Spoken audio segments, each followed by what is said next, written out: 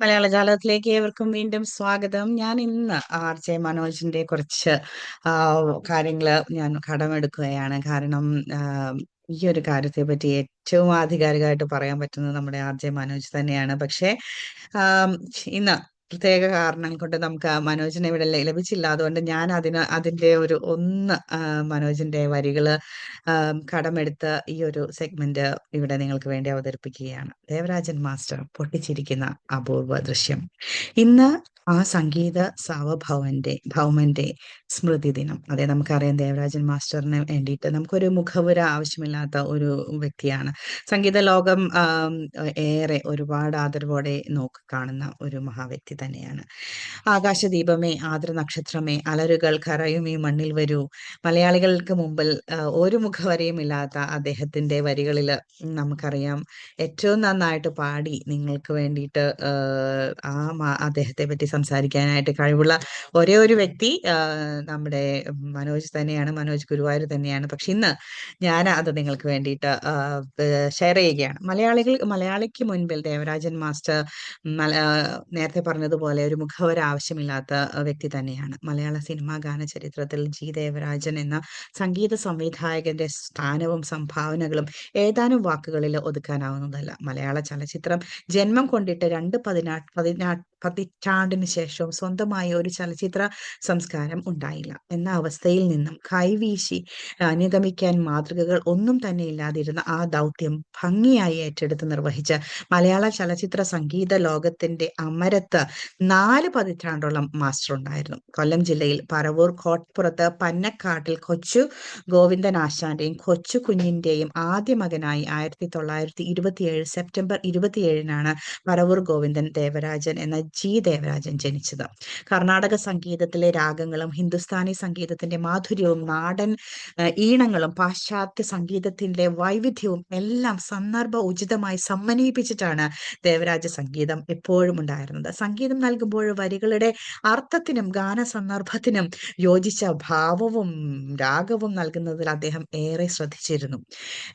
60കളിലും 70കളിലും ദേവരാഗങ്ങളുടെ ഒരു തേരോട്ടം തന്നെയായിരുന്നു. വയലാർ പി ഭാസ്കർ, ONV, ശ്രീകുമാരൻ തമ്പി, യൂസഫ് അലി കേച്ചേരി തുടങ്ങി അനുഗ്രഹീതരായ ഗാനരചയിതാക്കളുടെ കാവ്യ ഗുണമുള്ള വരികൾ ദേവരാഗത്തിൽ തൊട്ടുണർത്തി.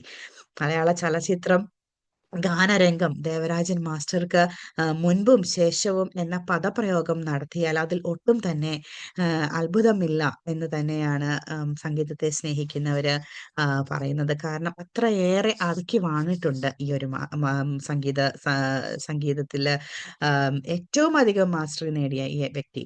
ദേവരാജൻ എന്നത് മലയാള സിനിമാ സംഗീതത്തിന്റെ ഒരു അളവ് പോലായിരുന്നു. മാസ്റ്റർക്ക് ശേഷവും 90കളിൽ മറ്റ് ഭാഷാ ഭാഗങ്ങളിൽ കാര്യമായ മാറ്റങ്ങൾ സംഭവിച്ചിട്ടും മലയാള ചലച്ചിത്രത്തിൽ ജോൺസൺ, MG രാധാകൃഷ്ണൻ, രവീന്ദ്രൻ എന്നീ സംഗീത സംവിധായകരെ പോലെ നല്ല ഈണങ്ങൾ കൊണ്ടുവന്നിരുന്നെങ്കിലും സംഗീതം, ഗാനരചന, ആലാപനം ഇതൊക്കെ ചെയ്യുന്നവരുടെ എണ്ണം വളരെയധികം കൂടിയിട്ടുണ്ടെങ്കിലും ദേവരാജൻ മാസ്റ്റർ ആ ഒരു ചിത്രത്തിൽ അല്ലെങ്കിൽ ആ ഒരു മലയാള സംഗീത ലോകത്ത് എന്നും ഒരു വ്യക്തിയായിട്ട് ഏറ്റവും പ്രഗത്ഭനായ ഒരു വ്യക്തിയായിട്ട് ഉണ്ടായിരുന്നു. അപ്പൊ നമ്മൾ ഇതിലെ മലയാളികൾക്ക് പ്രിയങ്കരനായ ജോൺസൺ മാസ്റ്ററിന്റെ വാക്കുകൾ ഞാൻ ഒന്ന് നിങ്ങൾക്ക് വേണ്ടിയിട്ട് ഷെയർ ചെയ്യുകയാണ്. സംഗീതം, ഗാനരചന, ആലാപനം ഇതൊക്കെ ചെയ്യുന്നവർ ഏതറ്റം വരെ പോയാലും അപ്പുറത്ത് കേൾക്കാൻ ചിലപ്പോൾ ദേവരാജൻ മാസ്റ്റർ ഉണ്ടാകും.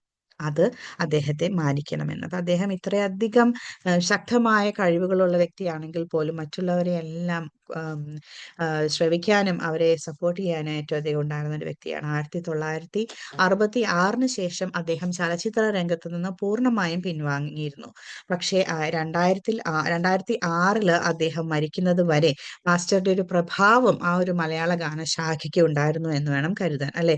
മലയാള സംഗീത ലോകത്ത് ഉള്ള വ്യക്തികളാണെങ്കിൽ നിങ്ങൾക്കറിയാം അദ്ദേഹത്തിന്റെ ആ ഒരു വ്യക്തിമുദ്ര എങ്ങനെയാണെന്ന്. 350-ലേറെ മലയാള, തമിഴ് ചലച്ചിത്ര ഗാനങ്ങളെ കൂടാതെ കൂടാതെ നിരവധി ലളിതഗാനങ്ങൾ, നാടകഗാനങ്ങൾ, വിപ്ലവഗാനങ്ങൾ, ഭക്തിഗാനങ്ങൾ എന്നിവയ്ക്കൊക്കെ അദ്ദേഹം ഈണം പകർന്നിട്ടുണ്ട്. 1969, 1970, 1972, 1985 എന്നീ വർഷങ്ങളിലെ മികച്ച സംഗീത സംവിധായകനുള്ള സംസ്ഥാന അവാർഡ് അദ്ദേഹത്തിന് ലഭിച്ചു. 1991 മികച്ച പശ്ചാത്തല സംഗീതത്തിനുള്ള സംസ്ഥാന അവാർഡും ലഭിച്ചു. സമഗ്ര സംഭാവനയ്ക്കുള്ള J D Daniel award, film fans award, Prem Nazir award, പേശും പടം അവാർഡ് എന്നിവയാണ് അദ്ദേഹത്തിന് ലഭിച്ച മറ്റ് പുരസ്കാരങ്ങൾ. ദേവഗീതികൾ കൂടാതെ സംഗീത ശാസ്ത്ര, നവസുധ, ഷഡ്കാല പല്ലവി എന്നീ ഗ്രന്ഥങ്ങളും അദ്ദേഹം രചിച്ചിട്ടുണ്ട്. അപ്പോൾ വർഷങ്ങൾക്ക് മുമ്പ് നമ്മിൽ നിന്ന് പൊഴിഞ്ഞുപോയ അദ്ദേഹം ഇന്നും നമ്മുടെ സ്മരണകളിൽ ഗാനങ്ങളായും ഗാനങ്ങളുടെ ഈണങ്ങളായും നിൽക്കുമ്പോൾ അദ്ദേഹത്തിന് മുൻപിൽ മലയാള ജാലകം ആദരാഞ്ജലികൾ അർപ്പിക്കുന്നു. മലയാളത്തെ സ്നേഹിക്കാനും സംഗീത ലോകത്ത് എപ്പോഴും മധുരമായ ഓർമ്മകളായി നിലനിർത്താനും അങ്ങയുടെ ഈണങ്ങൾ ഞങ്ങളെ സഹായിച്ചു. ഒരുപക്ഷെ ഞങ്ങളുടെ ജീവിതത്തിലെ ഏറ്റവും കഠിനമായ വിഷയങ്ങളിലൂടെ പോകുമ്പോൾ അങ്ങയുടെ ഇണങ്ങളായിരുന്നു ഞങ്ങളെ ഒന്ന് ഒരു വളരെ നല്ല മനോഹരമായ ഒരു ജീവിതത്തിലേക്ക് ഞങ്ങളെ കൊണ്ടുപോകാനായി, കൈപിടിച്ച് നടത്താനായിട്ട് സഹായിച്ചത്.